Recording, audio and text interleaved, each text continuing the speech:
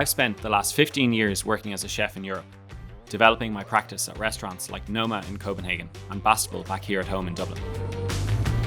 Yeah, it's delicious. Yeah, super nice. Wild food and preservation form the basis of my approach, and it's become very clear to me that working sustainably is the only viable future for the food and drink industry. I feel like a 3-year-old. This is a hip roast. Children used to put them down other people's backs because they become incredibly itchy. In this episode of SUSSED, I'm going to meet with some fellow professionals in the space to find out what sustainability means to them and see how their businesses are making a difference. The best side out.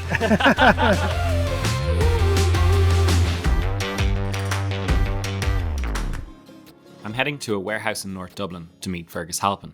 After returning to Ireland from Australia at the start of the pandemic, he set up Harvest Day with a mission to bring local and organic produce, particularly vegetables, to subscribers all over Ireland. I really wanted to do something where I could basically spend my week speaking to farmers and go and visit farms, and from that I was like, well, why don't I try and bring that produce to people's homes and try make that produce more accessible. We try work off a zero waste model. So customers place their orders with us. We close orders, for example, we'll close them at 8 a.m. on Tuesday. We then send orders out to all of our farmers saying we need X amount of carrots, X amount of broccoli, whatever it may be. Those farmers then harvest the produce for us, specifically for us and to the piece. Then the produce is either delivered in here by them, or we have a number of vans on the road who will go and visit a couple of different farmers, pick up the produce and then bring it back into our facility here to get the boxes made. Fergus tends to work with farmers who grow seasonally. What's in the boxes changes throughout the year, which keeps me on my toes when planning the week's menu. You can almost look forward to what's coming. You know, and cooking within season, you're using produce at its best, at its most flavorful. It's exciting for us as well, like when we hear from a farmer and they say, hey, in 2 weeks' time we're going to have this new crop and it's the first of the season. Right. If we were building a box every week of the same produce, it would get pretty boring pretty quickly. So, yeah. But like here's a good example. Like these are some beautiful cherry tomatoes. Like this is really the last week of them. The hot weather has meant we've had them for a little bit longer, but we won't see these now until next June. And we won't be putting any imported tomatoes in our box. Can I try one? Yeah, go for it. Yeah, they're really good. Yeah, you won't see these until Is a customer now going to get 2 less? Yeah, actually, we're going to have to change this box around. Later on today, we're going to be going down to visit Dermot. This is kind of one of the more unusual veg. Yeah, the Romanesco broccoli or cauliflower, depending on who you speak to. We call it Romanesco cauliflower. It does. It has more of a cauliflower flavour, I think, doesn't it? Yeah, exactly. And I think how you cook it is closer to a cauliflower as well. The variety and quality of the produce proves what's possible for Irish growers. And it was great to hear from Fergus that more and more young farmers are getting in touch and looking to work with him. Larkin's Hill, who are a great example of a farm that we work closely with, who used to stand at the farmers market, but they still get the same buzz by selling produce to us because the customers we're sending the box to know that this leek is from their farm, or this spring onion is from their farm, and they get tagged on Instagram when customers receive their box and go, oh my God, this leek from Larkin's Hill is so beautiful.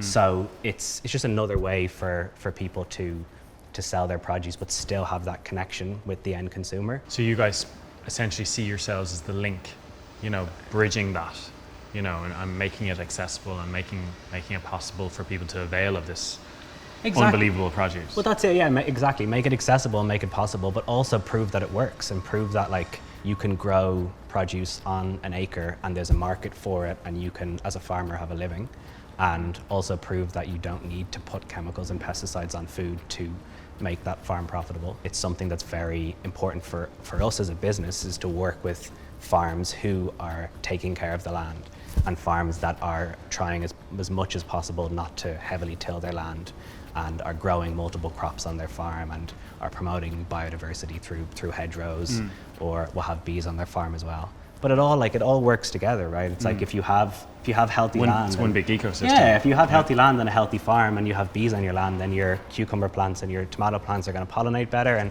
it really does work together. Healthy soil is such a fundamental part of growing delicious produce. So it makes sense that Fergus is building relationships with growers who really care for the land. You're much less likely to throw something in the bin if you know the person that grew it, right? If you see a beautiful Romanesco sitting in the fridge and you're like, I know that Dermot hand harvested that from the field, Like, it suddenly puts a whole new dimension to that piece of food. And you're way less likely to throw it in the bin when you know the person who put effort Absolutely. into The amount of growing it. time and effort it takes to go from seed to product it's incredible. Like, if you knew the profitability in it, you'd never do it. Exactly, But right. it's pure love. Farmers are incredible people. They're incredibly passionate people that, I mean, I feel very privileged to know. And yeah, it's about respect when it comes to ingredients. Exactly. Fergus and I hit the road to visit Ballan Kerry farm in Kildare to meet one of the growers, Dermot Carey. Dermot has vast experience of consulting with restaurants and hotels all over the country, helping them to grow produce on site that serves their menu. How many acres is it? He'll correct me. I think it's 10 acres in total. He's not farming 10 acres, but I think the whole property is. I've been dying to meet Dermot and was like a kid in a sweet shop as he gave us a tour of his farm. He's been consistently pushing the boundaries of what can be grown in Ireland and specialises in unusual and particularly Mediterranean veg, like padron peppers, for example. Is this going to be hot or is it all right? It's a Lucky mix. roulette. What is it you said? 1 in 10 is supposed to be spicy? 1 in 10 and 1 in 6. Is that one hot or mild? No, it's good. It's good, yeah. We have some unusual Oh, they're the aubergines? Are they? aubergines here, Aubergines, like yeah, egg, wow. egg colour, egg shape. I've only ever seen these in photos, They're mature there now at that wow. size. but not to be eaten raw, I'm assuming, right? Well, you tell me, you're the chef. I'll test it. Whoa, they're quite sweet. Are they, yeah? Yeah. Some of the varieties of stuff that you're growing seems to be influenced more by the US as well. That's true, yeah. There's quite a lot of smallish scale growers in America. And they're growing on quite small, like I'm growing on 10 acres here. But you have some growers in America growing on less than an acre. Doing like that kind of micro market garden Yeah, style. but flipping over the beds very quickly. Yeah. We caught Dermot on a busy day of harvesting, but we're happy to get stuck in, as he casts some light on the various ways that sustainability has become ingrained in his practice. A lot of biodiversity here with the different types of weeds. Like, you know, even this time of year, like the end of October, we still have flowers. So that's bound to be good for the insects and the bees. We keep the weeds at a certain level. But I guess in this situation, you're almost like you're working with nature rather than against it, right? That's true, yeah. And you're letting the weeds do their thing to a certain extent. We're planning to plant flowers and have a flower area, because obviously that attracts in the likes of hoverfly, which feed on ladybirds, and they feed on the aphids. So it's exactly what you were saying. It's about keeping things in balance. They're a bit of a chef's dream, you know. They're kind of But take a bunch or two back with you. You quickly you peel them fairly fast. Yeah, that's it, right? Yeah, it's nice. It's like these really thin ones that like take forever to peel. Would you just bunch 3 of them now and put them? We'd get them bunched. Okay. They'd come to us bunched, yeah. Like if that was in a box, people would just, you know, that's what makes the difference, And isn't it? that's it, right? Exactly. I think it's striking the balance between unusual veg and everyday veg, and this is a mix of both, right? So there we are, Yeah. the best side out. This is the purple sprouting broccoli. And who introduced you to this one? Well, I probably started growing them on the Aran Islands. Wow. I was growing them on the Aran Islands, over 20 years ago. Wow. I used to sell this at farmers markets in Dalkey and different places and that, and people would inquire about it, but if you mentioned the word kale, Yeah. so it was always Cavolo Nero. that's that. All right, give a recipe and gone, sold. Exactly. Have you always been growing organically? Or is that something Well, you- no, I grew up on a conventional farm, 100 acres. We used to sell into the fruit and veg market, in the wholesale market in Dublin, but my mother's family, they had the business in the market. So my parents met at the market and married. So I have, on one side of the family, I have the growing, and the other side I have the wholesaling. What caused that shift of mentality for you in terms of Well, that shift, diversifying and turning to organic? I seen my dad, he was just conventional grower. It wasn't sustainable long term. Like, I'm basically doing it all on my own, so I don't have the overheads, I suppose my dad, he just found it difficult to compete with the imported veg. So I'm kind of proving that a lot of this stuff can be grown on site, or grown in Ireland rather than imported.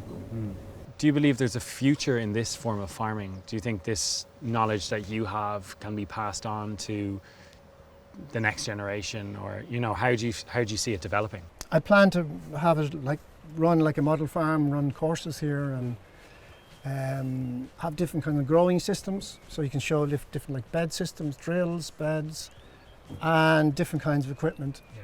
Like even though I have an old classic David Brown tractor here, 1970. I'm dying to go see that. like the type of machines I have on the back of it are going to be fairly modern, you know. Or will that be electric powered soon? Or? I doubt it. No. Spending some time with Dermot and getting to help out on the farm was a real privilege. He knows his business inside out.